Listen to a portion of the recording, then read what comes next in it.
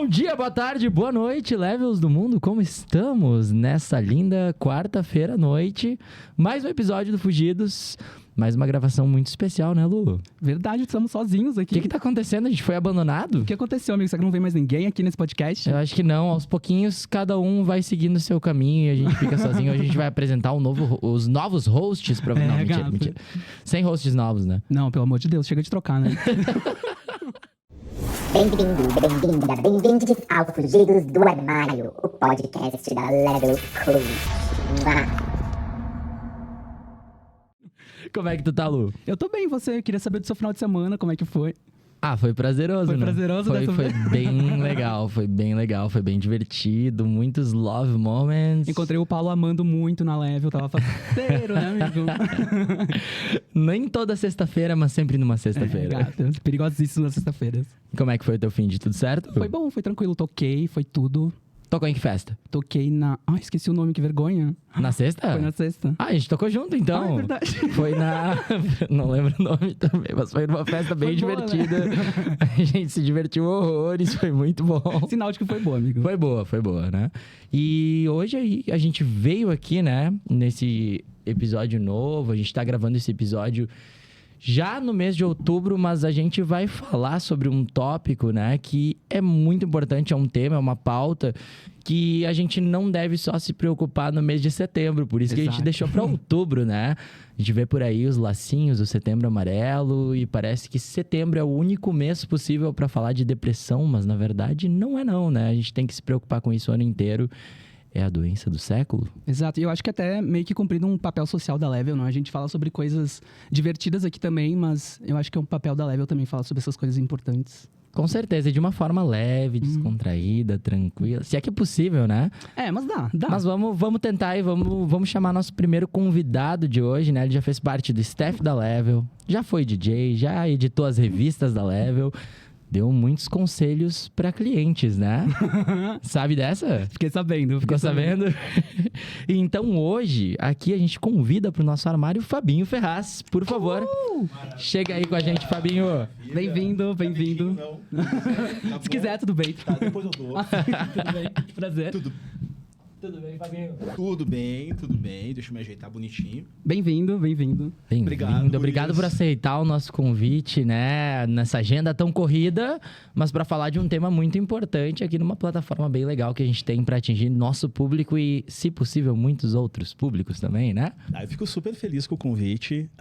Os convites da Lídia, de vocês como um todo, do time como um todo da Level, sempre é quase irrecusável. Irrecusável, eu diria até. Sempre foram, desde lá do início, onde tudo começou. E continua sendo. Fico super feliz de estar aqui. Que bom, né? Muito bom. Há quanto tempo que tu tá longe da Level, sem contato com a Level?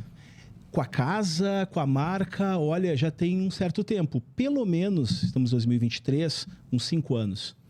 Até Bom. 2018, por aí, eu ainda tinha algum contato mais frequente. Não foi o auge dele, mas ele já acontecia. Bem-vindo Ainda de acontecia. volta. Obrigado, gente. É um prazer. Tem mais um anúncio, Lu? Temos mais uma pessoa hoje aqui, que eu acho que quase ninguém na Level deve conhecer ela. Ela que é atriz, DJ, produtora, modelo, ventríloco, ela pode ser tudo que ela quiser. Pode entrar, Ander. Vem, Ander! Eu não dou beijinho, eu dou beijinho só pagando. Seja Bem-vinda, bem-vinda, amiga. gata. Oi, meus amores. A Ander que também tem uma história com a Level aí. Tu acha que todo mundo te conhece e tu não tá há tanto tempo, mas acho que as pessoas já te conhecem o suficiente, né, amiga? Tu já viveu bastante. Olha, né? às vezes eu não sei se as pessoas me conhecem, talvez elas me conheçam mais do que elas gostariam, inclusive. Perigo, amiga. São muitos convívios, né? A Level é um ambiente de muitos convívios, de conhecer todo mundo, de conhecer o rolê inteiro. Até quem a gente não quer conhecer, né? A gente é obrigada a conviver com quem. Não tô brincando, pelo amor de Deus. Daqui a pouco vão cancelar esse episódio de novo. Inclusive, era uma coisa que eu queria contar. Acho que ninguém sabe, amiga, mas Ó, a Ander atura. já gravou esse podcast uma vez com a gente. Já. Esse podcast tá escondido, as 7 chaves. A gente não sabe até hoje por que ele não foi pro ar. Porque eu seria A gente cancelada. sabe. A Eu gente seria sabe, foi sumariamente porque a Lídia cancelada. não permitiu. A Lídia Não. que não deixou, gente. Tadinha, ela me defendeu. Ela disse, não, tu falou muita merda. A Lídia assistiu o episódio e disse, gente, esse aqui não vai pro ar, dessa vez não vai ser assim. Mas de repente, aí na comemoração de 10 anos do Fugidos do Armário e 20 anos da Level, a gente possa lançar, né, como episódio especial. Fazer uns cortes, fazer Eu uns não cortes, sei, se eu já né? tiver com meus peitos, eu não quero que me vejam sem. Mas, se eu não me engano, esse episódio, inclusive, ele foi na época que a gente não fazia ainda em vídeo. Não, era? Não fazia, não tinha vídeo. É Era só verdade, não áudio, tinha amigo. vídeo. Era só áudio. É verdade. Era só áudio. A era gente só gravava lá na áudio. FSG. Era o piloto de alguma coisa que eu não sei o que que era. Mas foi legal, foi legal. A gente vai All vazar um dia times. esse episódio. Eu tenho que ouvir antes. Entrando no flow de hoje, então, eu Bora. quero fazer já uma pergunta pro Fabinho, mas antes de entrar no tema principal do podcast, eu queria saber um pouquinho de como foi a tua jornada na Level Cult, né? Qual é a tua história com a Level? Se tu tá com saudade, conta aí a tua jornada, a saudade, como foi ser DJ, como foi trabalhar no bar, como foi dar conselhos pra galera. Conta pra gente, por favor. Gente, era demais. Eu adorava. Era muito bom. Começou muito cedo. Começou antes da Level nascer. Na verdade, começou em bares da cidade ou em cafés, conversando com a Lídia sobre o desejo dela de ter um bar. Quando ela só produzia, só não, mas exclusivamente produzia festas e se virava em 1000 para fazer elas acontecerem, e aquele desejo contínuo de ter um bar. A gente se conhece há muito tempo, a gente se conheceu em 2010, há 13 anos. E eu vi a Level nascer num café quando ela ainda ia ter outro nome na época, que não era Level. Ai, acho que já A discutimos. Lídia, eu acho que né? falou no episódio Provavelmente. dela e eu não lembro o nome. Brooklyn. Brooklyn. sim. O Brooklyn ia nascer e ele foi vetado. Muito antes de nascer. E em algum momento teve várias opções que eu não vou lembrar até chegar em Level. E aí ficou Level, que era até difícil de dizer na época, não soava muito bem. E hoje soa maravilhosamente É, bem na boca de todo mundo. A gente entrou Exatamente. no Mas não consenso suave. que level é melhor, né? É, exatamente. Mas Brooklyn era muito interessante. Eu tinha vontade de ir no Brooklyn. A gente fantasiava, idealizava como ia ser o Brooklyn, até nascer a Level. Só que quando a Level nasce, a minha relação com ela ainda é distante, mas com a Lídia muito próxima, por a gente ser muito amigos. E num determinado momento, ela assim, tu podia ir hoje lá me ajudar no bar? Tá dando muito movimento, tá muito legal e a gente precisa de ajuda. E foi ali que eu comecei. Foi um sábado, eu não lembro que festa era, mas realmente foi uma loucura. Eu nunca tinha trabalhado num bar. Eu já era psicólogo na época, já era psicoterapeuta, já dava aula, mas eu fui me virando por uns 3 anos, mais ou menos, também no bar da Level. Especialmente ali sábado, principalmente, e eventualmente na sexta. Então começou Demais. por acaso, começou com eu vou lá te ajudar num sábado. E aí eu achei tão legal estar lá, eu gostei tanto de estar lá, que eu disse assim, não precisa de ajuda no sábado que vem, qualquer coisa eu te aviso. Eu disse, mas eu vou mesmo assim, nem que seja pra estar ali. E eu comecei aí e fui me identificando com a clientela daquela época, porque isso é 2013, né? Sim. Então isso tem 10 anos, era uma outra clientela, eram outras pessoas, tinha uma outra cara, mas já era um embrião do que é atualmente, obviamente. Já Com tinha certeza. um pouco o conceito. E eu comecei com muita frequência e não saí mais por muito tempo, até 2016 de maneira contínua, né? Indo pelo menos sábado e às vezes sexta também. Então foi assim que começou. Eu ia perguntar se hoje em dia tu vai, porque a gente já conversou com algumas pessoas que deixaram de um tempo na Level e depois foram, eles perceberam algumas diferenças. Eu queria saber se hoje em dia tu já chegou a ir de novo, como é que tu percebeu Não, essas diferenças? faz tempo que eu não vou, mas é uma questão muito de agenda mesmo, de muitas vezes não estar em Caxias, ali entre quinta e sábado, que são, em geral, quando eu não tô em Caxias, por isso que é difícil eu conseguir. E é quando tem um rolê. Que é quando tem o rolê principal, as coisas mais bacanas acontecendo. Então, eu sei como tá, porque a Lídia compartilha comigo, eu vejo foto, mas eu sei que isso é uma versão muito editada de como a Level está. Mas eu percebo claramente que é bem diferente. É bem diferente. Mudou, né? Mudou muito. Mudou É muito outra mesmo. vibe. E como foi se tornar DJ, por exemplo, tocar na casa e... Isso foi uma coisa que acontecia nos nossos aniversários. E aí eu digo nossos, meu e da Lídia. Ela faz dia 16 de agosto e eu dia 22. E a gente fazia a nossa festa Madonna Day no dia do nosso aniversário, que a gente escolhia um sábado de agosto para ser a festa. Então era ali que eu tocava. Mas era assim, né, gente? Era o amadorismo do amadorismo do amadorismo do amadorismo. Era literalmente uma pendrive, era literalmente, às vezes, até um CD que eu gravava e baixava as músicas e tocava o que eu gostava. Era divertido. Eu era muito mais um bartender sério do que um DJ. Porque isso eu fazia direto. Eu levei muito a sério ser bartender. Mas eu acho que isso de ser DJ é muito legal, porque a Level não é conhecida justamente por ter pessoas que são focadas em técnicas de DJ, mas é verdade. justamente de proporcionar uma experiência diferente e justamente apresentar as coisas que a gente gosta, né? É, isso que era legal nas nossas festas de aniversário, assim, que virava uma festa da casa, mas também era do nosso aniversário. Era tocar as coisas que a gente curtia. Até que talvez não tinha a energia de todo mundo, mas acabava virando e podia se tocar qualquer coisa, como imagino que até hoje seja assim, inclusive, né? Ou quase qualquer coisa, de Sim. acordo com o conceito proposto. gosto. Mas era muito legal. Eu gostava bastante. Muito bom. Qual foi o melhor conselho que tu já deu para um cliente? Não beba. Certamente não foi seguido. Certamente não foi, mas começou ali a nossa relação, assim, de manter esse conselho ativo, exatamente por perceber que talvez fosse interessante que aquela pessoa não bebesse. Mas foram muitos, viu? E aí, Muitos? Ander, Muitos conselhos. tu segue esse roteiro? Não beba? Eu super. Eu não ingiro nenhuma gota de Eu água. também Eu tô não, bebendo amiga. água, por exemplo, também. agora. Estamos, inclusive. Mentira. Queria saber da tua história também. Mentira, eu não da- sou um da bom Level, exemplo. amiga. Desculpa. Queria saber da tua história também na Level. Caiu de paraquedas, assim, na Não, pista? eu não caí Como é de que foi? paraquedas. Eu conheci a Lídia e a Mari no Doca. Minha história com a Level tem a ver com o Doca, assim. A Mari tava tocando no Doca. Foi a primeira saída depois... Quando as coisas começaram a reabrir, assim... Com a pandemia ainda se desfazendo, eu fui até o Doca com uma amiga minha, Cibele, e a Mari tava tocando no Doca. E aí tava gostoso o som, tava ouvindo, eu virava pra Mari e fazia, ei, tá ótimo, maravilha. E a Lídia passou, olhou pra mim e disse assim, ela perguntou, tu toca? Não tem interesse em tocar? Eu disse, eu sou DJ. E ela disse, sério? Vou pegar teu contato. Daí a Lídia pegou meu contato, na quinta-feira eu toquei na Level e nunca mais saí de lá. E tu já era DJ? Já era. Já era, não tinha dito, não era Olha só, inglês ótimo. intermediário. Seria Eu já ótimo essa tocava. história. Eu comecei a tocar com Mad Blush. Não sei se vocês conhecem Mad Blush. É um artista porto-alegrense, o produtor da Mix Med, uma festa madonna gigantesca que tem em Porto Alegre. Era no Ocidente, ela voltou agora recentemente, mas voltou no Venezianos. Comecei com Mad Blush. Mad Blush me ensinou a tocar à noite. Depois, logo em seguida, eu e Diego, que era ainda é um grande amigo meu. A gente começou a produzir noites no Veneziano, às quartas-feiras, que juntava teatro com a festa logo em seguida. Então tinha um espetáculo de teatro, um show de alguma coisa específica. E logo depois eu tocava. E às vezes assim, eu tocava a noite inteira sozinha. Uma A Mad quarta-feira. Blush é incrível. Eu conheci Eu ela... amo. A gente se conheceu em 96. Olha aí. 95. Caraca, eu tinha 1 ano de idade. Exatamente. Cala a boca, Paulo! Não é sobre isso, é sobre passado. merda. E não sobre É datas. sobre histórias. Por que eu falei 95? Mas foi em 95 que eu conheci o Mad Blush.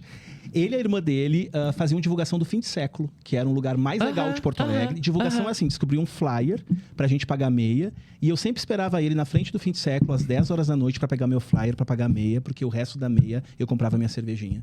E depois eu tinha minha lotação pra voltar pra casa.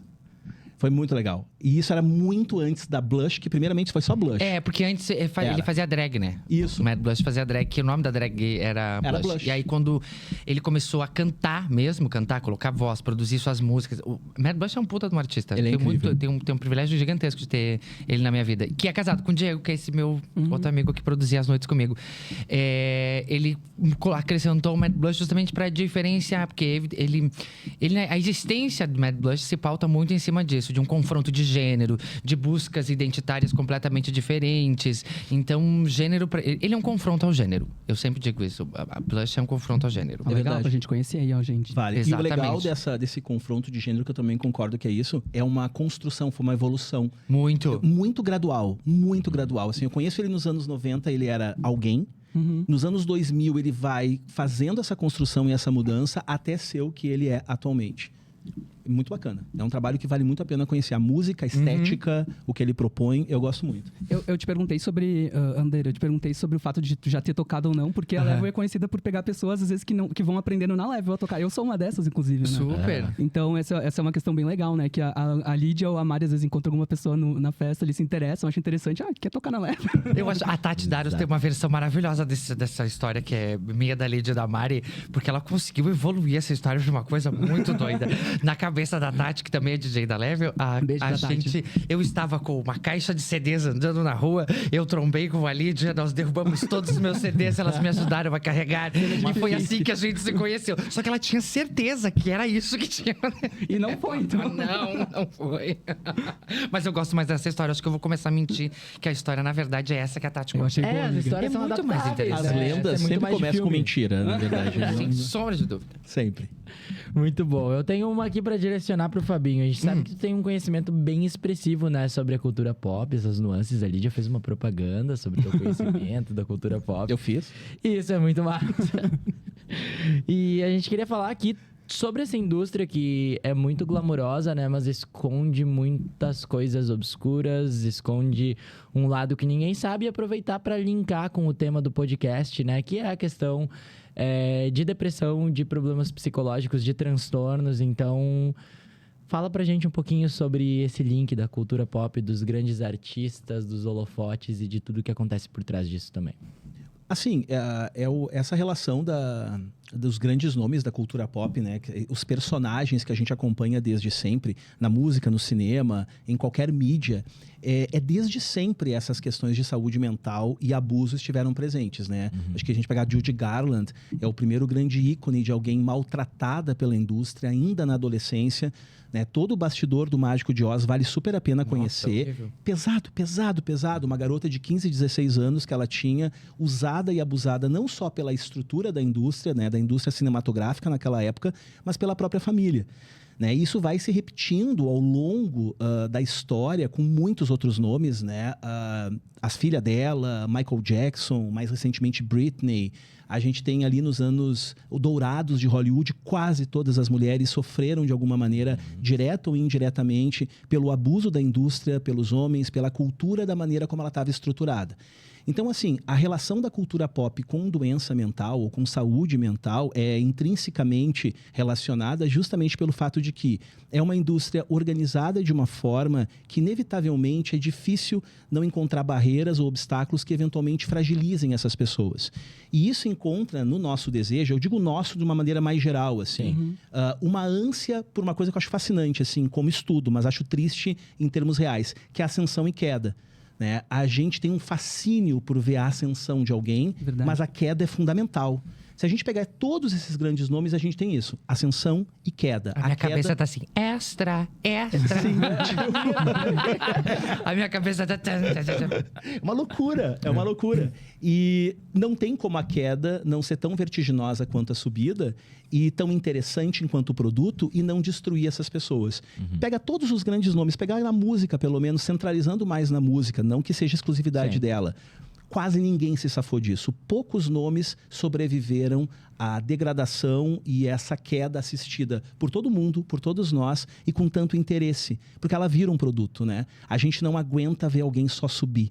É uma coisa louca isso, assim. Tu vê um acidente de carro, por que tu para? Por que tu fica olhando para aquilo se tu não vai fazer nada? Tem alguma coisa ali que fascina naquela tragédia pontual.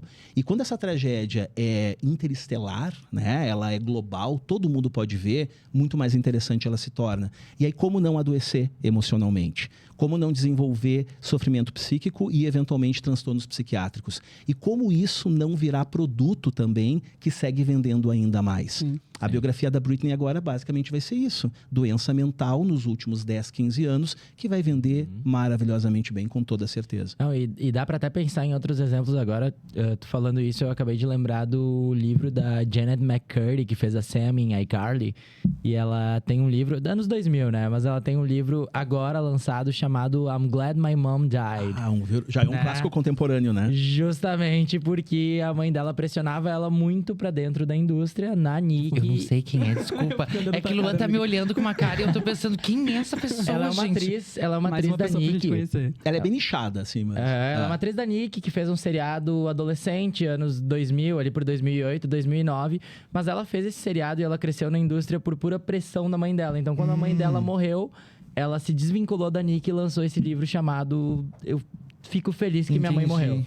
Justamente relatando todos os abusos que ela sofria e a pressão que ela sofria pra dentro da indústria e pelos produtores da Nick, que eram absurdamente abusivos em vários sentidos, né? Tem vários escândalos dentro da Nick e a gente tá falando de uma emissora pra adolescentes, A né? Nickelodeon, né? Exato. A gente pra pensar em Hollywood, em mercados maiores, com certeza é muito mais pesada essa pressão e esse Essa é um abuso. pouco, acho que, a doideira desse ambiente. Eu acho que a gente não tem ideia de como funciona a indústria, de fato. Eu, por exemplo, eu trabalho com as artes, eu trabalho com teatro, gravo algumas coisas aqui, gravo outras coisas ali. Mas definitivamente esse recorte de produção do qual eu sou inserida é completamente diferente desse outro recorte de produção. E às vezes eu tenho a sensação de que as coisas que vêm à tona é nada. Sabe, assim, eu fico imaginando como é estar nesse lugar. A cabeça, ela deve funcionar completamente diferente. As coisas são muito mais gigantescas. As proporções são gritantes, tudo muito né? maior, é tudo muito grande. Tu acaba tendo responsabilidade sobre que qualquer coisa que você fale vai afetar a vida de muita gente. As pessoas interferem diretamente na tua vida. As coisas são muito bem planejadas e ensaiadas muitas vezes. É um tipo de ambiente que eu não tenho ideia de como é viver um lugar desse, Mas saca? é muito louco, amiga, que mesmo sendo uma coisa muito distante, por exemplo, a gente enxerga essas pessoas sofrendo tanto e muitas pessoas almejam isso também, né? Porque não vem o background de tudo isso.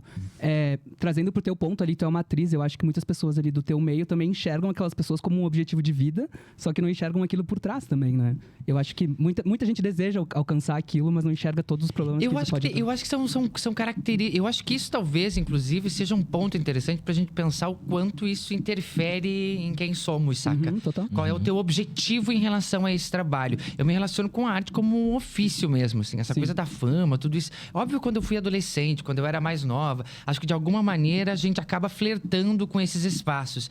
Mas conforme você vai crescendo e vai se relacionando na arte como um ofício, como artifício, como técnica, tentando entender qual é a função dela na sua vida, de que maneira isso vai acontecendo.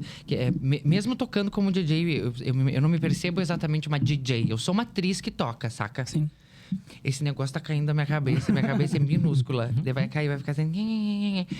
E eu sou muito prolixa. Mas é isso, tudo na minha vida acaba sendo organizado e devolvido pro mundo a partir desse filtro da atriz. Muito, e sempre foi assim. Acho que foi a primeira coisa que eu fui na vida. Eu acabei meio que moldando a minha vida dessa maneira. E aí tem um lugar que às vezes a ficção nos ajuda muito, né? Mas ela também é muito perigosa. A Marilyn, por exemplo, eu sempre digo que foi o Lee Strasberg que matou a Marilyn, né? Eu digo, adoro dizer isso. É um pouco sensacionalista, mas foi mesmo. Pode ter sido. Uma coisa legal que tu falou também, que ao mesmo tempo que a cultura pop, o background disso faz isso acontecer, né? De as pessoas terem todos esses problemas. É muito interessante ver como os artistas também transformam isso numa forma de expressão, né? Eu vou trazer aqui pro Brasil, assim, eu acho que a Luísa Sonza tá em alta nesse momento. Ai, vou ser cancelada de novo. Vou cancelar o podcast. É uma situação interessante de analisar, porque ela fala muito sobre as coisas pessoais dela, talvez até demais, né? Que chega a se extrapolar e acaba sendo julgada, assim, pela sociedade. Eu acho que ela também acaba passando por isso e deve ser complicado também, né? Pra um artista ter que ser julgado o tempo todo. Não, a natureza humana é julgadora, né? A gente está o tempo inteiro processando alguma ideia, algum conceito, algum entendimento sobre o que a gente enxerga. Só que a gente não está verbalizando o tempo inteiro isso.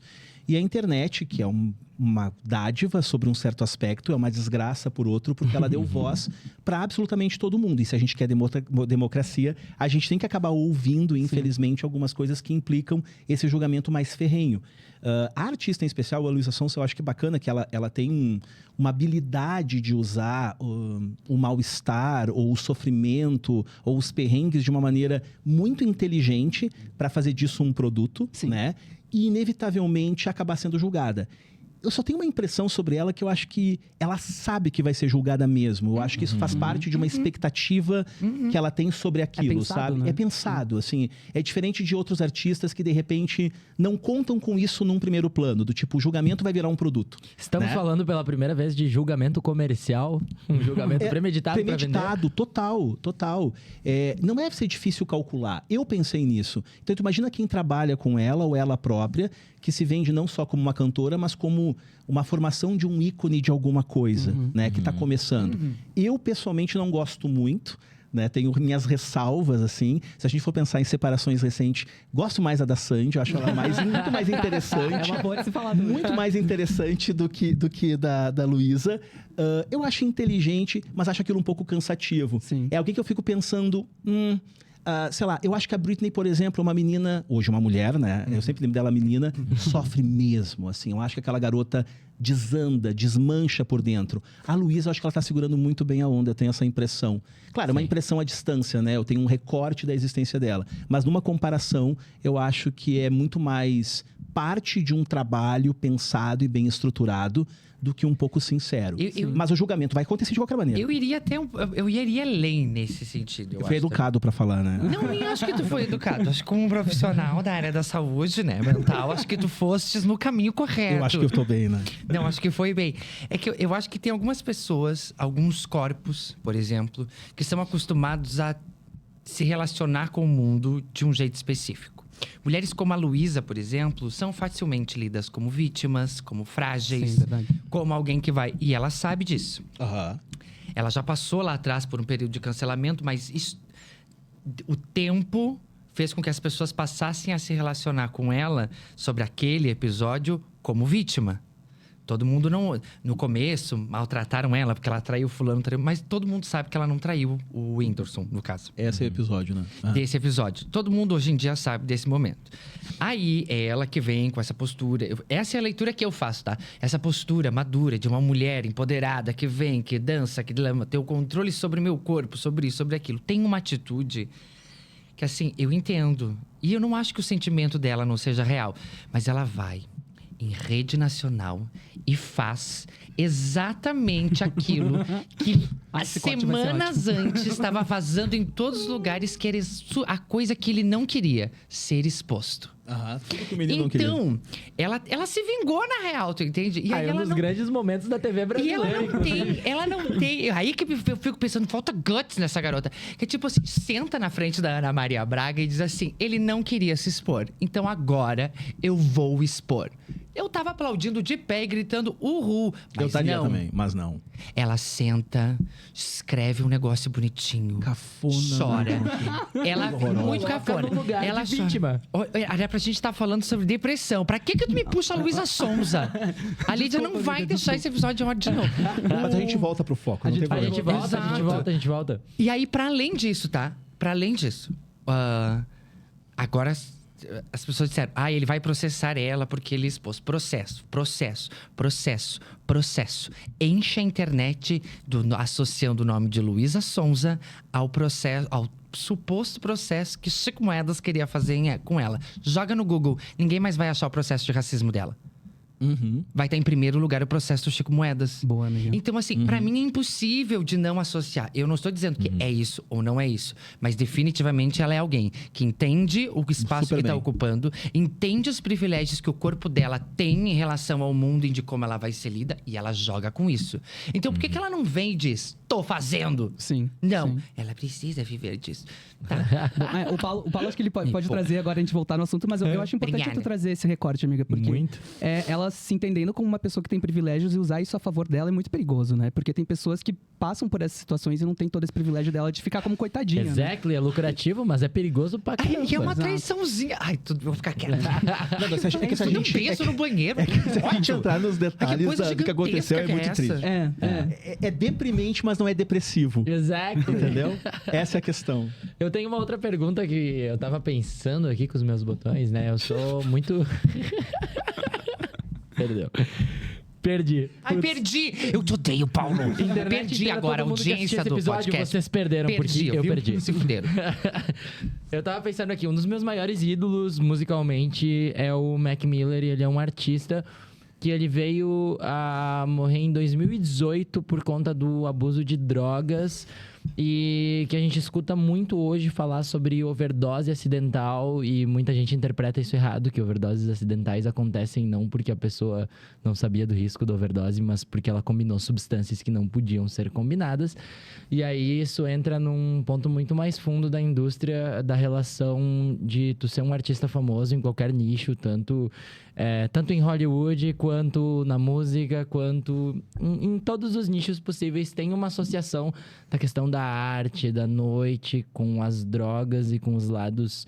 com tudo que isso pode trazer, né? Junto com os problemas de saúde mental. Eu queria que tu falasse um pouquinho sobre esse ponto de vista, né? Tem muitas pessoas, a gente pode pensar em muitos grandes artistas que a gente perdeu, em grandes nomes de vários nichos que a gente perdeu por conta do abuso de substâncias tóxicas.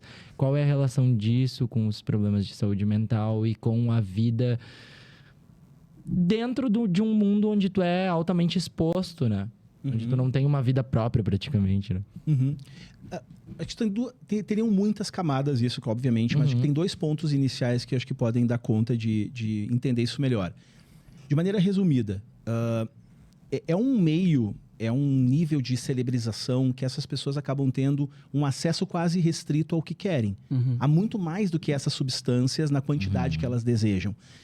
Pouca coisa lhes são negadas, né? Poucos privilégios lhes são negados, se é que algum é. Se a gente pegar a elite, a A-list, né? Tá tudo ali disponível. Tu tem a... Eu esqueci o nome que eles dão pra isso, aqueles fixer, que é aquele cara que vai te livrar de qualquer roubada. Tá vomitando do banheiro e dá um jeito de ninguém descobrir, né? Eu quero contratar um pra mim. É tipo isso, todo mundo quer o seu. Seria maravilhoso. A Britney tinha um, coitada, né? Que sacaneou ela, porque isso que acaba acontecendo com um psicopata. Mas o que acontece é o seguinte, é um nível de facilidades que é irresistível, provavelmente, né? E num espaço que isso não é tão feio. Apesar de hoje ser uma pauta muito mais presente, já não é mais tão bonito quanto nos anos 80, ficar se drogando o tempo inteiro. Que era de fato algo glamouroso. Não é bonito. Não é mais bonito. Não pega mais tão bem. Pelo menos na frente de todo mundo. Não, concordo. Eu sou contra a publicidade. Exatamente isso. Todos somos. Então, assim, ó, não dá. Exatamente. Nos anos 80 era bonito. Mas eu tô me fudendo aqui. Não tá não. Tá Não indo me bem, chamem tá indo mais, bem, gente. Tá indo bem, tá indo bem. Só respira, pelo diafragma. Então, é fácil. Ainda dá pra fazer sem se queimar tanto. Mas já foi pior. Já foi pior quando isso era uma questão realmente glamurosa, era uma questão realmente bem-vinda, era visto como uma forma hardcore de viver, aceitável e ninguém questionava. Claro, até os problemas mais graves começarem a acontecer e o dinheiro começar a se perder e essas pessoas não conseguirem cumprir contratos muito importantes em decorrência desses problemas, apertou no bolso, começou a ser uma questão. E isso com saúde mental, claro que tem todas as nuances entrelaçadas, obviamente, porque muitas vezes, não exclusivamente, claro, mas o uso e abuso de substâncias psicoativas é uma forma de regular emoções. Com certeza. Né? Da taça de vinhozinho às drogas mais pesadas. E é uma forma, muitas aspas, eficiente, porque ela, além de regular emoções dolorosas, sejam elas quais forem, consegue rapidamente dar conta disso. Perfeito. E ainda dá uma sensação de algum grau de prazer numa vida tão complicada, difícil, tão cheia de obstáculos. Exato, essa parte, até linkando de novo com o Mac Miller, em várias músicas dele, ele aborda muito a questão, não das drogas, mas sim da questão da solidão de ser famoso, né? Tem uma música que ele diz que ninguém conhece ele, mas tudo bem, porque é difícil de ficar reclamando de um hotel 5 estrelas. Tipo, como se as pessoas estivessem julgando ele por estar lá, mas, tá reclamando que ninguém te conhece. Ou que ele sabe que não é mais 2009 e que as coisas não são do mesmo jeito que elas aconteciam. Vários links com a questão da solidão que uma vida na frente de todos os holofotes pode te trazer, né? Isso também pode ser bem relacionado com busca por preenchimento de algo que tá faltando. Eu suspeito, não somos umas pessoas tão famosas assim, nem um pouco. Mas Glória, até a gente tá buscando outras coisas. Mas eu acho que sim. É um nível de... Tu chega num lugar que a tua vida começa a virar só aquilo. Eu acho que é muito complicado, provavelmente, é uma especulação, criar relacionamentos sinceros, sabe? De reciprocidade.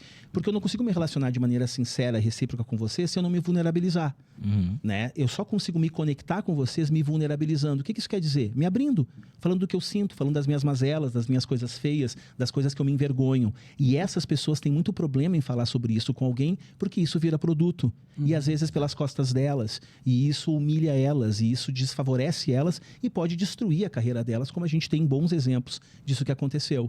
Então, quando eu não consigo me vulnerabilizar, eu não me conecto. Se eu não me conecto, eu não me sinto amado, gostado, incluído. Tudo bem, tem milhões de pessoas que me admiram, mas elas não gostam de mim, elas me admiram.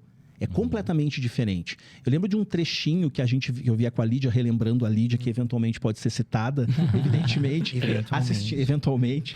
Aquele documentário da Madonna, Na Cama com Madonna, que é um registro da turnê Blonde Ambition de 1990, que tem um trecho que ela tá no hotel em Barcelona, e uma galera na frente do hotel berrando. Lembra disso? Aí ela fala uma fala bem singela, assim, do tipo, vocês veem, né? Até quando eu tô na merda, eu sou amada. Que resume, assim, muito bem esse sentimento de distância, de uma admiração que é por um recorte do que tu é, nem perto do que tu realmente é, e que, obviamente, deve levar a sentimentos de solidão, de solitude e por aí vai. Agora que tu comentou sobre isso, eu lembrei de uma artista agora recente, que é a Doja Cat, que ela meio que fez um processo inverso disso, que ela começou a brigar com os fãs dela por justamente eles só seguirem ela. Eles não ligam pra música dela, não ligam pras outras coisas que ela quer falar Sim. e ela quer dizer. Eles só seguem ela. Então eu achei muito interessante, principalmente nesse álbum agora que ela lançou agora que ela fala justamente sobre isso, sabe? Eu quero que vocês me escutem o que eu tenho pra dizer na minha música, sabe? Eu não quero que só que vocês me sigam no Instagram. Então isso é muito legal. Alguns artistas conseguem, de certa forma, reverter isso a favor deles. Não, super, né? Ela poder se posicionar e dizer que ela não quer seguidores, né? Aham. Ela não tá buscando seguidores para as redes sociais dela, tá buscando alguém que consuma a arte dela e se conecte com aquilo de alguma maneira. Exato. Ah, isso é incrível, Não, né? é porque é um protesto corajoso, Sim, sim. né? Num mundo onde tá buscando-se isso desesperadamente, e inclusive artistas pop. Sim, onde tudo é produto, né? Tudo é produto, e tudo é views, e tudo é like, e tudo é compartilhamento. Sim. Corajosa? Ander, acho que talvez a gente vai entrar num assunto um pouco mais delicado sobre Tudo essas bem, vamos lá. questões. Eu queria, você é uma mulher trans e... Acho que é Mulher. Isso tudo é um ambiente muito complexo, né? Mas eu acho que é Essa importante... classificação, porque isso é uma coisa que eu questiono também, né? A binariedade. Pra mim, a binariedade é um problema. Mas é isso, tudo bem. Uma mulher trans. Mulher trans pode Uma ser travesti. uma travesti, ok. Yes.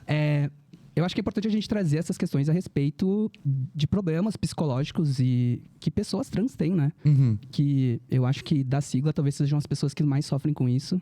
E eu acho que é importante tu trazer esse recorte pra falar sobre isso, porque é importante ter isso com a gente, sendo falado. Eu posso falar da minha experiência, né? E que, assim, por mais violências, perrengues e coisas que eu venha sofrendo, eu ainda das minhas irmãs, talvez eu seja uma das que viveu mais privilégios nesse sentido. Uhum. Eu sou branca, eu terminei a escola, eu fiz faculdade, eu frequentei um mestrado. Então eu tive muito acesso. Eu ocupo lugares onde as pessoas, mesmo as que não me respeitam, elas se sentem obrigadas a me respeitar por uma questão de uma estrutura que me coloca num determinado lugar e que me dá um poder. E ainda assim é tudo muito complexo. Dentro da própria Level, por exemplo, eu vivi muito isso, que é um espaço seguro. Sim. Eu gosto de falar sobre esses lugares. É um espaço seguro, é um espaço onde a gente está sempre muito focada em tentar fazer com que esse tipo de violência não exista. A gente trabalha para reagir muito, mas ainda há. E dentro da própria comunidade.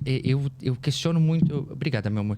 Eu questiono... A host do inglês, ela vem de anfitrião, então é meu papel também pedir quem quer mais água. Eu Ah, quero. é isso.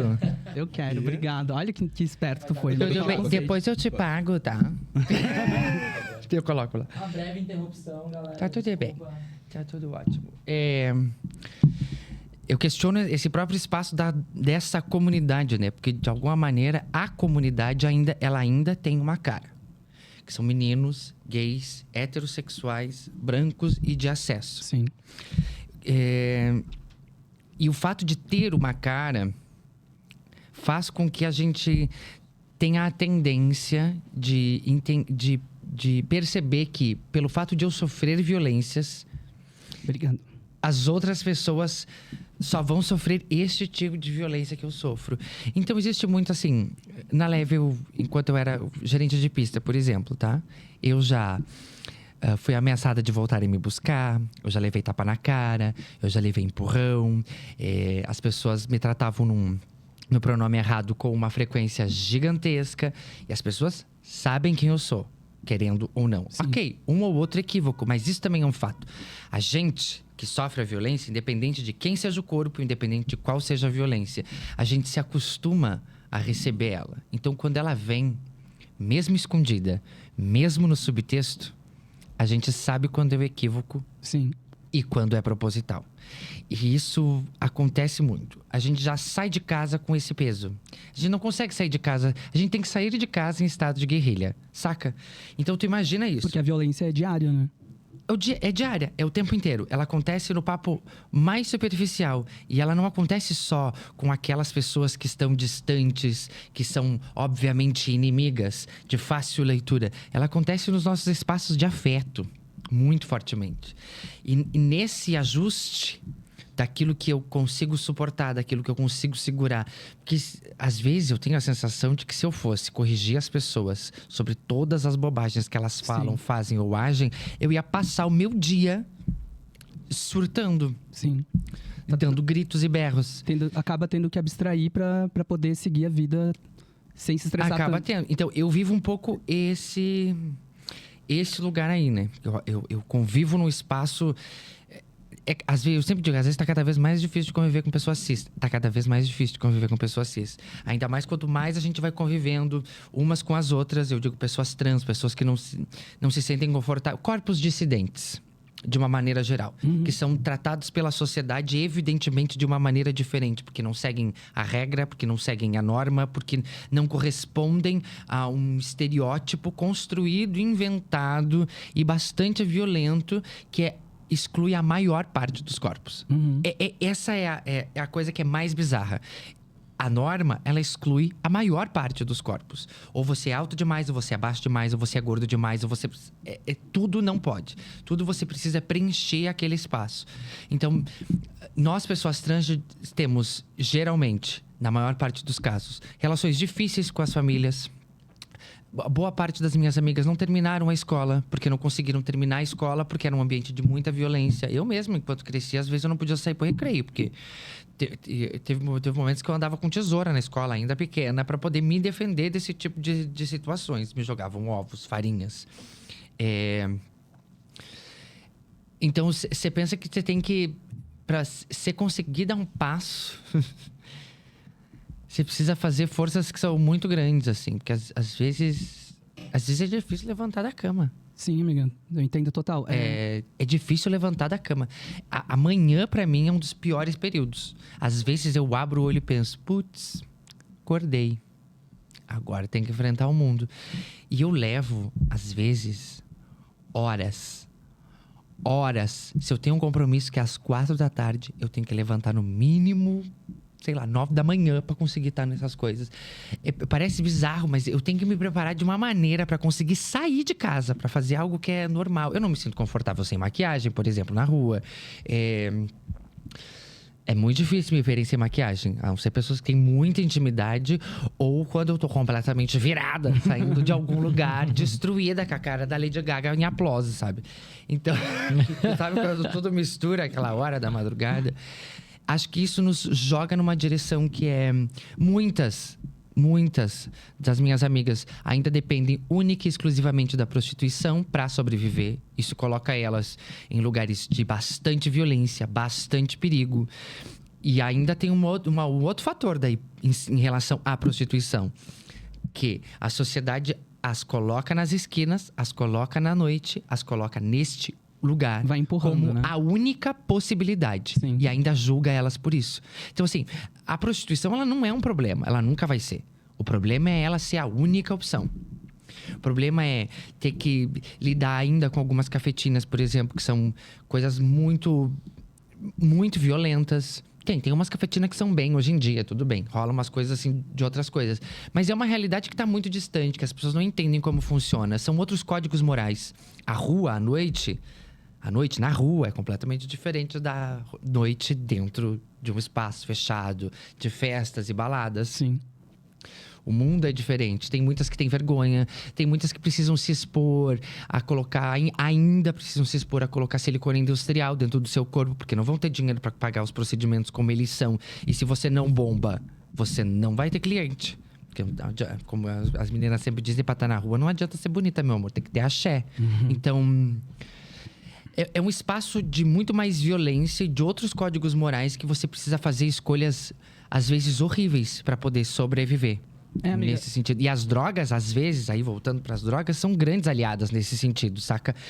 Porque elas te dão um prazer fácil, rápido, elas te entorpecem, te deixam anestesiada. Te desconectam um pouco dessa realidade. Te desconectam um pouco dessa realidade e também te dão um determinado prazer que você consegue ali rapidamente, porque assim...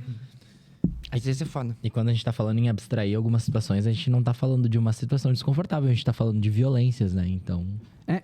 eu tenho contato com algumas amigas e amigos trans, pessoas trans não binárias, que eles têm o privilégio de ter acesso à terapia. E eu acho que é uma coisa interessante de falar, que infelizmente a terapia ainda não é para todos, né?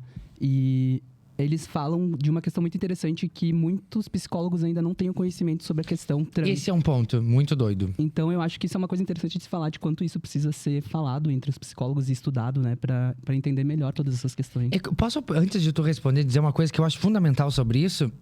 É porque, em geral, a gente é sempre o objeto de estudo.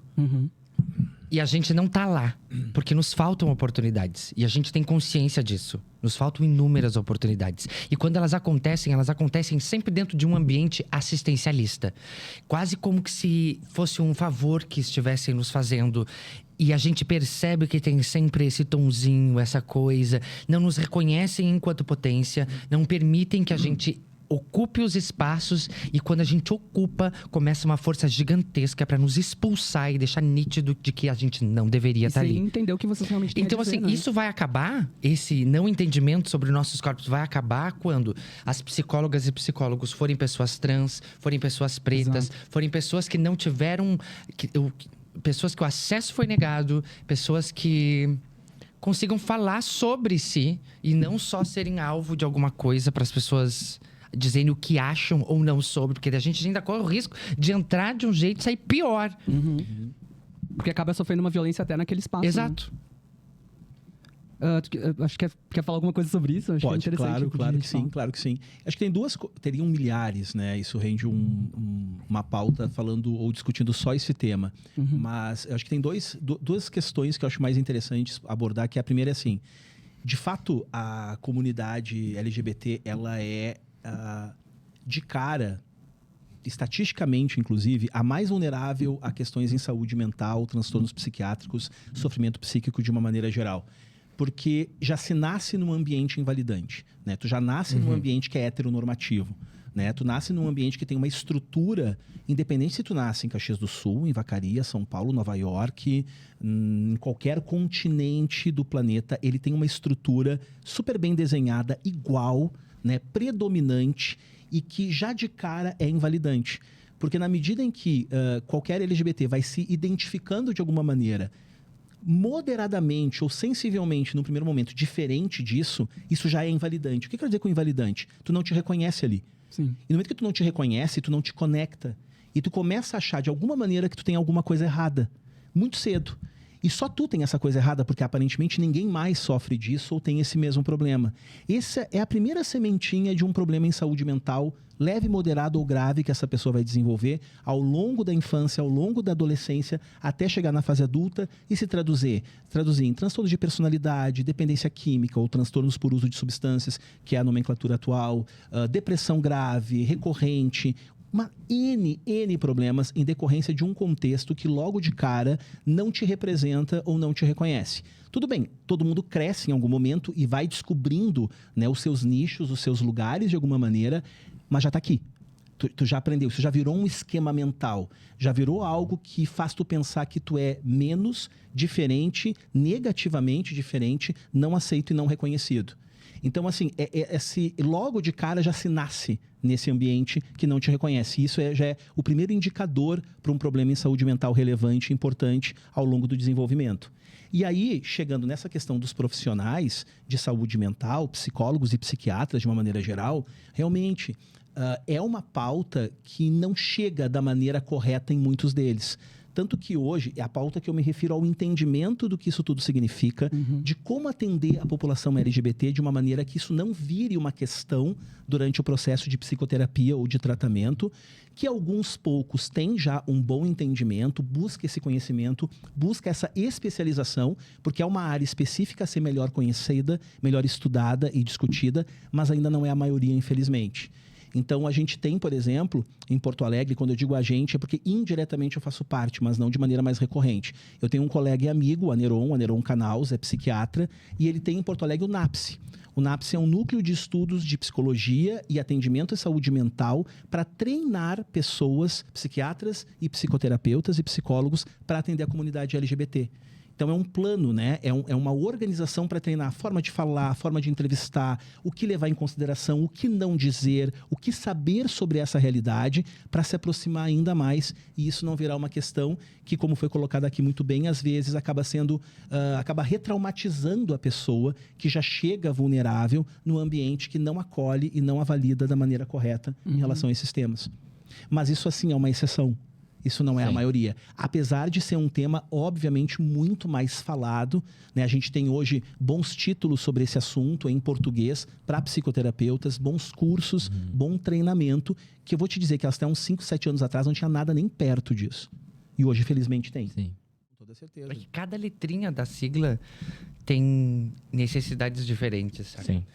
Mesmo quando eu penso em políticas públicas relacionadas a o que homens gays, brancos, cisgêneros precisam é completamente diferente da travesti, da preta, da periferia. Total. Vem de realidades completamente diferentes. O governador do estado é um homem gay. Vocês imaginam que uma travesti... Façam esse exercício. A Erika Hilton, vocês acham que a Erika Hilton... Uma política maravilhosa, vamos concordar. Incrível. Não achamos? Todos achamos, concordamos com isso. Vocês acham possível ela ser presidente do país hoje? Não acham possível. não. Por quê? Porque ela é uma travesti. Ponto. Exato. Essa é a doideira. Nos tiram de cara a humanidade, nos tiram de cara mesmo quando reconhecem em nós essa potência, quando reconhecem as nossas habilidades, os nossos estudos, a maneira com que a gente lida, articulada, fala bem, estuda, sabe do que está dizendo, sabe o que faz, mesmo assim, a gente não chega lá. Isso é muito doido. A gente não chega. E a gente tem consciência de que não chega. Tem um limite. Parece que assim, a gente olha pro horizonte e já consegue ver. Sabe assim, tu vê o pódio. Tu vê o lugar que tá lá, distante. Só que tu vai andando e não sai do lugar da utopia. A gente cansou de imaginar. E isso é uma outra crueldade, assim. A gente tem noção das coisas. Só que a gente cansou de imaginar um outro mundo. A gente quer agora. Agora, porque isso nos leva a fazer escolhas que nos colocam em risco. Isso nos leva a achar que quando a gente conquista determinadas coisas, a gente não é merecedora. A gente começa a se puxar o tapete, porque a gente não consegue nem sequer reconhecer as coisas que a gente vai ganhando do mundo com o nosso trabalho, com o nosso esforço. E de que, apesar de tudo, a gente conquista. A gente sempre fica meio que se questionando, achando que a gente tá errada. Que isso, que aquilo, tenta não falar muito. Eu tenho amigos que não gostam de falar em público, por exemplo. Que elas se sentem julgadas o tempo inteiro. É muito doido. O que a gente poderia fazer para, de certa forma, mudar? Eu lembrei aqui de valorizar, acho que essas pessoas que são negligenciadas, né? De certa forma, até falando sobre música, valorizar esses artistas da música que são negligenciados pela sociedade, ou até localmente, né? Acho que é sempre importante de falar, de valorizar as pessoas aqui mais próximas da gente. Mas eu até queria te perguntar, Ander, que até que ponto isso é positivo no sentido de essa pessoa vir um produto, né? Por exemplo, quando a gente valoriza muito alguém, ela acaba virando um produto que representa uma coisa. Mas aí, essa é a doideira, eu acho. A gente não tem nem isso. Uhum. A gente não tem nem a possibilidade de se sentir nessa complexidade de estão me tratando como um produto interessante para o mercado. Não chega nem nesse lugar. Porque esses problemas que se vive desse lado aí, nesse sentido da cisgeneridade, não são os que se vive aqui. Sim. Quando a gente vem, por exemplo, mulheres cis, brancas, dizendo meu corpo, minhas regras, eu tenho minha liberdade sexual, eu não vou mais me casar, sou dona do meu próprio corpo, eu transo com quem eu quiser, eu vou pra onde eu quero, eu não vou me casar mais, porque eu também posso ser livre, eu posso...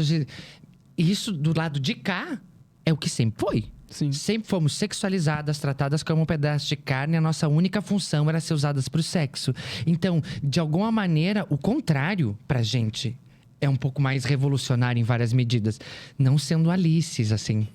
Alice que eu digo... Por que não ter uma família? Por que não ter um relacionamento sólido, longo, longevo, que você possa construir isso? Até isso nos é tirado. Então, o termo... É isso que às vezes eu acho que as pessoas têm um pouco de dificuldade de entender. É que as regras, elas invertem em muitos lugares. Porque o que é obrigação de um lado... é negado do outro. É tirado. A crítica, eu queria fazer essa crítica às marcas que se apropriam, às vezes, das causas, sabe? Porque vai ser positivo pra marca e não necessariamente eles se importam, né? Então, desde que me paguem, que me deem dinheiro, me chama, meu amor. Eu vou lá e faço as coisas. Porque eu acho que isso é um ponto importante também nessa jornada que a gente tem. Que é de tentar... Ok, por mais reacionárias, revolucionárias, seja lá o termo que as pessoas queiram usar, tanto numa direção ou tanto numa outra direção, a gente precisa entender como o sistema funciona. Dinheiro, né? Precisa de dinheiro. E não só nesse sentido. A gente precisa se infiltrar nos lugares e, a partir de dentro, explodir eles. A gente precisa hackear. A gente precisa mudar as coisas dali. E a gente vai fazendo muita concessão nesse caminho. muita concessão nesse caminho. Eu por exemplo, eu me acho uma pessoa difícil de conviver em vários aspectos. Eu tenho consciência sobre isso, que eu sou uma pessoa difícil de conviver. Eu transformo a vida das pessoas num inferno, porque eu sou aquela que diz isso não pode, não fala mais isso, aqui tá errado. Sustenta tuas gracinhas. Sustenta tuas gracinhas. Aí... A faba. O que eu ia dizer? Cheguei a perder o meu raciocínio agora, o Paulo Ricardo. Mas eu sou uma pessoa difícil. E ainda assim, eu abro muita exceção. Eu faço muita concessão. Eu fico calada em mais de 80% das vezes. E eu já sou lida como uma pessoa difícil de conviver. E tu citou a Erika Hilton, então é um exemplo, né? Imagino quantas concessões ela não deve ter feito pra chegar lá onde ela chegou hoje. Infernal, Né? Então... mas daí também não dá pra comparar, né? Porque o nível de articulação, a velocidade de raciocínio daquela mulher, do jeito que ela fala, nitidamente, e ainda a bicha é bela, né? Pelo amor de Deus. Ela é perfeita, amo. Nossa. É isso, gente. Eu tenho uma última pergunta aqui, né? Que é tanto pra Ander quanto pro Fabinho, mas... É uma pergunta de certa forma utópica, mas como vocês acham? Quais são os degraus? Quais são os passos para, de alguma forma, melhorar essa realidade? E, enfim, como eu falei, de certa forma utópica. Eu amei o silêncio. Eu posso começar. Eu posso começar. Pode. Posso? Pode. Eu Fabinho, acho. formule sua resposta. Tu disse relacionado a quê? Tu disse relacionado às questões de transgeneridade ou a depressões e etc? Ou a E relação o entre link das duas. O link das duas, eu acho que em relação à transgeneridade, vocês que têm que responder, porque isso é uma conta que é de vocês. Boa, amiga. Boa. Saca? É a mesma coisa quando a gente se coloca em relação a questões de racialização. Nós, pessoas brancas, a gente tende a racializar absolutamente tudo, menos nós. Então, a gente não parte e não se questiona sobre as nossas branquitudes, sobre as nossas próprias atitudes. A gente sempre ainda tenta fazer uma curva e usa muitas vezes a desculpa do lugar de fala como algo que me impede de falar. Sabe assim, usa isso como desculpa e não entende o lugar de fala como deixar nítido e tentar pensar sobre de onde eu falo e reconhecer os meus privilégios. Então, assim como o racismo é uma conta nossa, de gente branca, a transfobia também é uma conta de vocês. Porque vocês é que inventaram. Vocês é que inventaram vocês inventaram a porra da transfobia. Então, é uma conta que é de vocês. Perfeito, amigo. Por muito tempo, e aí tem um outro lugar que aí agora eu vou ser um pouco mais responsável nesse sentido, não vou ser assim tão horrorosa. Querem que eu fale com você sobre esses assuntos? Me paguem? A Level fez isso. Eu passei muito tempo na Level como gerente de pista e eu era paga pra isso. Eu recebi um dinheiro.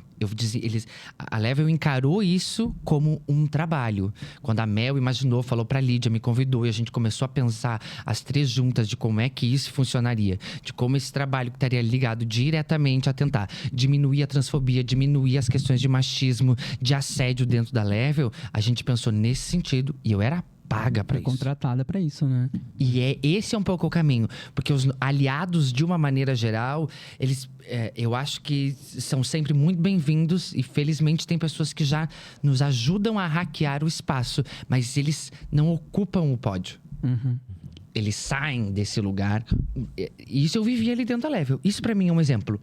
Nos paguem, a gente sabe fazer. Mas nos paguem, porque senão fica só nesse espaço assistencialista de eu vou te ouvir e nada acontece. Quase aquilo de objeto de estudo, né? Que a gente tinha comentado. Exato. É que é muito validante, né? Quando tu é reconhecido não só no convite para fazer algo, mas remunerado para isso. Né? Tu ganha para isso. Significa que o que tu tá fazendo tem valor para as pessoas e para aquela sociedade, para aquele contexto, seja ele qual for. É uma forma de reconhecimento que a gente entende enquanto espécie, né? Ou seja, eu sou remunerado para isso, então significa que eu entrego algo que tem valor de uma certa forma, seja para um indivíduos de maneira geral, ou para a sociedade como um todo, não importa. É uma forma extremamente validante e realista de se mudar, mesmo que no micro, né, uma forma de se relacionar com esses temas que é tão distante e tão assistencialista, como ela disse, e que eu acho que pode, a partir daí, claro, muito lentamente, infelizmente, mas fazer alguma diferença. E eu acho que no plano da saúde mental, e aí pensando trabalho em saúde mental, psicoterapia, é claro que os psicoterapeutas, independente deles serem psicólogos ou psiquiatras, eles não vão ter atualmente, na sua maioria esmagadora, o mínimo de entendimento pessoal e na sua vivência do que a sigla LGBT passa, né? Obviamente que não, especialmente na comunidade trans. Mas a gente aprende, ou poderia aprender, ou isso vem sendo ensinado, e quando eu dou aula sobre o tema, que envolve outras temáticas associadas, não somente essa, e a gente discute muito tu não é obrigado a saber, e nem adivinhar e nem se antecipar, mas tu é obrigado a ouvir, né? Mas ouvir mesmo, não é ouvir do tipo, fale mais sobre você e eu faço a tua ficha cadastral. Não, é mais do que isso. É saber de um ponto de partida de que eu, como psicoterapeuta, não vou saber, obviamente, 1/3 da vida das pessoas que eu atendo, o que elas de fato sentem, né? O que de fato elas passam, como é a vida delas em particularidades que a minha realidade impede que eu tenha vivido e tenha experiência. Eu conheço recortes disso de filme, de série, de literatura, de um papo numa mesa, de bar ou de café. Ponto. Mais nada. Não presumir que se sabe ajuda muito a pessoa se sentir ouvida. Porque eu estou demonstrando interesse. Tu vem falar comigo, eu fico interessado, eu tenho curiosidade. Eu quero que tu me explique como é isso. Eu não vou antecipar, não, mas eu também sei como é esperar numa fila. Não, eu não sei.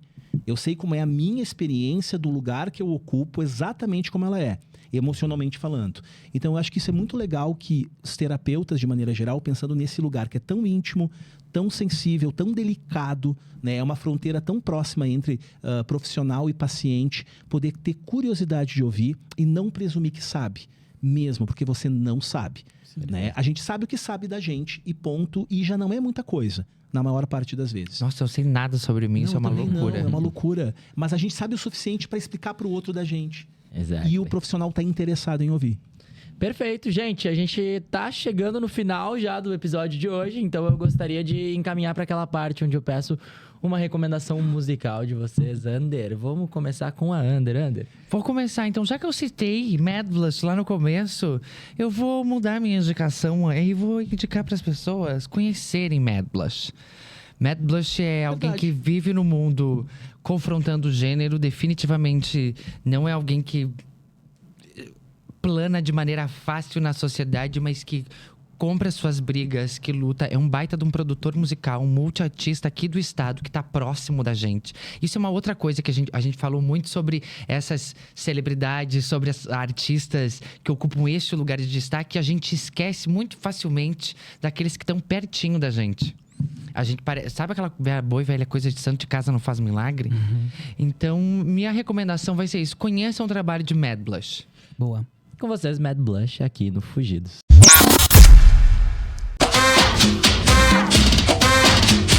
Pra fazer sucesso, preciso ser amigo do cara do jornal, do povo do ocidente ou da galera oriental. Num beco sem saída, agora fiquei mal. E você, Fábio? Qual música você indica? Gente, eu não pensei na música, eu pensei no filme e na série, e não pensei na música. Pode ser um filme ou uma série também. Ah, pode ser? Pode, não tem Pode. problema. Tá, então eu vou dizer, eu esqueci o nome do cineasta que eu gosto muito, porque o filme e a série são dele. A série é Cangaço Novo, da Prime Video, talvez a melhor coisa que eu vi nos últimos anos. É o nosso Breaking Bad, mas ainda melhor. E o filme é do mesmo showrunner da série, que é Deserto Particular, que é uma das coisas mais lindas que eu já vi, uma produção nacional de 2021, mas eu vi só o ano passado. Não deixem de ver. O diretor de Deserto Particular é o showrunner de Cangaço Novo. As melhores coisas. Vamos largar um trechinho, né? Ah, desculpa, eu tava ouvindo um podcast ontem que eles falaram justamente de Cangaço Novo e falaram só coisas boas, falaram que é incrível. É incrível, Que é incrível, É assim. uma voadora, é fantástico, é fantástico. E Deserto Particular, esse filme, toca em coisas que a gente tratou aqui, que a gente conversou aqui de uma maneira extremamente delicada e inteligente. Não deixem de ver mesmo. Um dos melhores filmes de 2021, Deserto Particular. Muito bom, vamos largar uns trechinhos aí. Você tá me entendendo? Você não tem 40 e... Desce! Esse caba por acaso é cangaceiro pra tá dando rolê com nós? Esse caba é teu irmão, é teu irmão! Aceita a volta de teu irmão de Norá. Claro que não. O senhor conhece essa moça? Conheço não. Você não é daqui não, né? Não, eu tô procurando uma pessoa.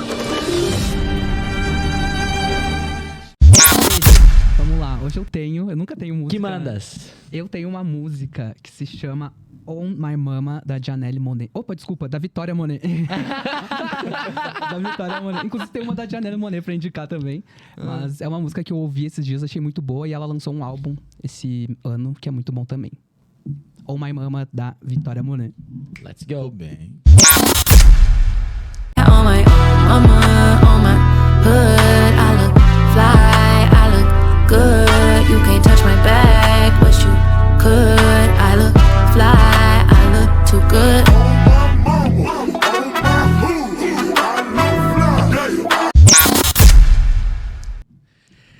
E você? Na minha recomendação musical, já que a gente falou. Qual é a tua mencionei... recomendação musical, Paulinho? Ah, obrigado por perguntar. Já que eu mencionei antes Mac Miller, que é o meu grande ídolo e que é uma pessoa que há 5 anos já não está mais nesse plano por conta de depressão e drogas, mas que era um artista maravilhoso e que tinha letras muito profundas e muito tocantes. Eu deixo com vocês um trechinho de What's the Use, que é uma música do último trabalho dele, o Swimming. E é isso aí, What's the Use do Mac Miller com vocês aqui no Fugidos. Boa.